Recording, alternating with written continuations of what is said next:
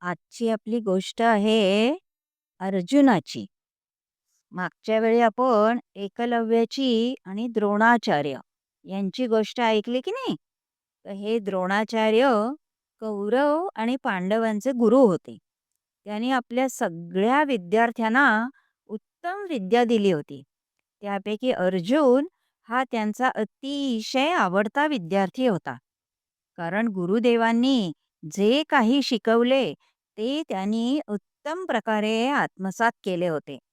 तो अत्यंत एकाग्रतेने धनुर्विद्येचा अभ्यास करत असे. खूप सराव करून त्यांनी विविध अस्त्रांचा वापर कसा करायचा, त्यासाठी कुठले मंत्र म्हणायचे, हे सगळं शिकून घेतलं होतं. गुरुजी जेव्हा शिकवत असत, तेव्हा अर्जुन लक्ष देऊन ऐकत असे. सगळ्या विद्यार्थ्यांना गुरुजी शिकवतच असत. पण अर्जुनाची एकाग्रता विशेष कौतुक करावी अशी होती. एकदा गुरुजींनी सर्व विद्यार्थ्यांची परीक्षा घेण्याचं ठरवलं. फक्त आज तुमची परीक्षा आहे हे कुणालाही सांगितलं नाही. तुमची असते की नाही शाळेमध्ये सरप्राईज टेस्ट, तसं केलं.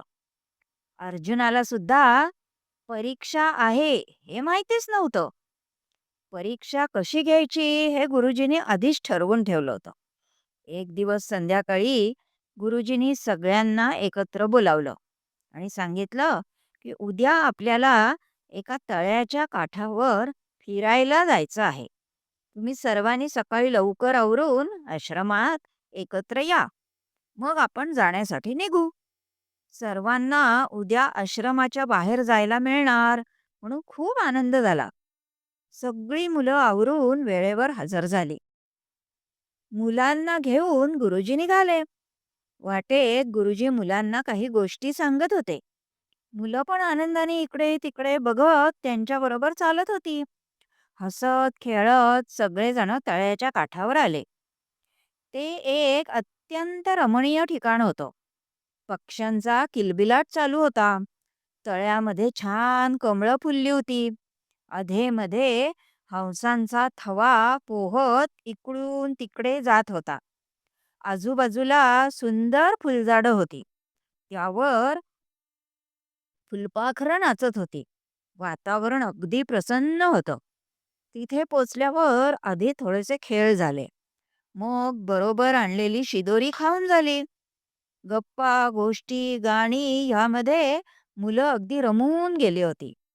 मुलं जेव्हा एकमेकांबरोबर खेळत होती ना, तेव्हा मुलांच्या नकळत गुरुजींनी एक खोटाच खेळण्यातला हिरव्या रंगाचा पोपट एका झाडाला टांगून ठेवला. पोपट अगदी हुबेहूब खऱ्या पोपटासारखा दिसत होता. लांबून बघितलं तर खरा पोपटच झाडावर बसला आहे असं वाटत होतं. आता गुरुजींनी मुलांना एकत्र केलं. गुरुजी म्हणाले, "मी तुम्हाला सगळ्यांना धनुर्विद्येचं शिक्षण दिलं आहे. आज आपण त्याचं प्रात्यक्षिक करूया. समोरच्या झाडावर जो पोपट टांगून ठेवला आहे, त्याच्या डोळ्याचा वेध तुम्हाला घ्यायचा आहे. बाण मारून पोपटाचा डोळा फोडायचा. परंतु त्याआधी प्रत्येक मुलाला जवळ बोलावून मी एक प्रश्न विचारेन. त्याचं उत्तर तुम्ही द्यायचं आणि मग बाण सोडायचा." सगळी मुलं तयार झाली. तिथं धनुष्य ठेवलंच होतं. प्रत्येकासाठी बाण पण ठेवले होते. आधी गुरुजींनी कौरव राजकुमारांना बोलावलं. म्हणजे दुर्योधन, दुःशासन, त्यांची सर्व इतर भावंड एक एक करून गुरुजींपुढे येत होती. गुरुजी त्यांना विचारत होते, "तुला इथे आसपास काय दिसतंय?" मुलं आजूबाजूचं सगळं वर्णन करत होती. त्यातील कोणतीही एक गोष्ट सांग असं गुरुजींनी सांगितलं होतं ना. त्यामुळे मुलं सगळं सांगत होती. हे दिसतंय, ते दिसतंय. कोणी म्हणालं झाडं दिसतायत, कोणी म्हणालं फुलं दिसतायत, कुणी म्हणालं हंस दिसतायत, कुणी म्हणालं फळं दिसतायत, आकाश दिसतंय. एक जण म्हणाला झाडाला टांगलेलं पोपट दिसतंय. पण त्या सर्वांना गुरुजींनी बाजूला बसायला सांगितलं. कुणालाही बाण सोड असं काही सांगितलं नाही. सर्व मुलांना आश्चर्यच वाटलं. असं का बरं केलं गुरुजींनी? गुरुजी तर म्हणाले, "पोपटाच्या डोळ्यात बाण मारायचा आहे." पण बाण मारायला तर काही सांगतच नाहीये.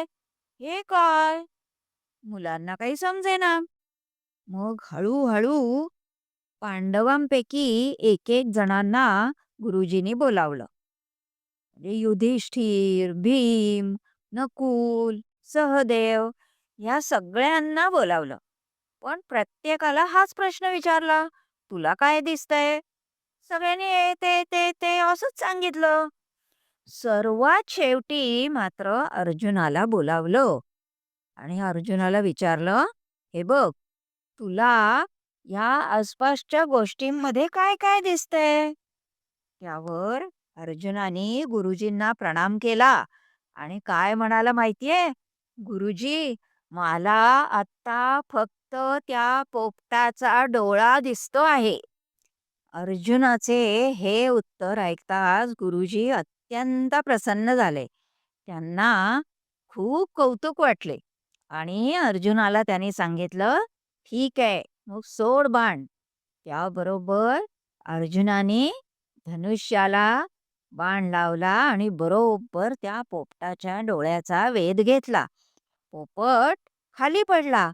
अर्थातच पोपट खोटा होता. परंतु अर्जुनाने बरोबर डोळ्याला बाण मारल्यामुळे सगळ्या मुलांना खूप आनंद झाला. तेव्हा सगळ्यांच्या लक्षात आलं, की गुरुजी असा प्रश्न का विचारत होते? म्हणजे कुणालाही त्या पोपटाच्या डोळ्याचं आपण वेध घ्यायचा आहे, तेव्हा हे उत्तर द्यावं असं सुचलंच नाही. परंतु अर्जुनाने एकाग्र चित्ताने प्रश्न ऐकला होता. आधी गुरुजींनी सांगितलं होतं की नाही, की तुम्हाला त्या पोपटाच्या डोळ्याचा वेध घ्यायचा आहे. मग पोपटाच्या डोळ्याकडे लक्ष ठेवायला पाहिजे होतं. सगळी मुलं आपली इकडे-तिकडे, इकडे-तिकडे बाकीचं बघत बसली. पोपटाच्या डोळ्याकडे कोणाचं लक्षच नाही. परंतु अर्जुनाने मात्र बरोबर पोपटाचा डोळा दिसतो एवढं सांगितल्यावर गुरुजी प्रसन्न झाले. तर अशा प्रकारे आपण पण जेव्हा अभ्यास करतो, तेव्हा नेमका आपल्याला कसला अभ्यास करायचा आहे, हे लक्षात ठेवून त्याप्रमाणे जर आपण सराव केला, तर यश निश्चित मिळते. हे कायम लक्षात ठेवायचं. आवडली का गोष्ट?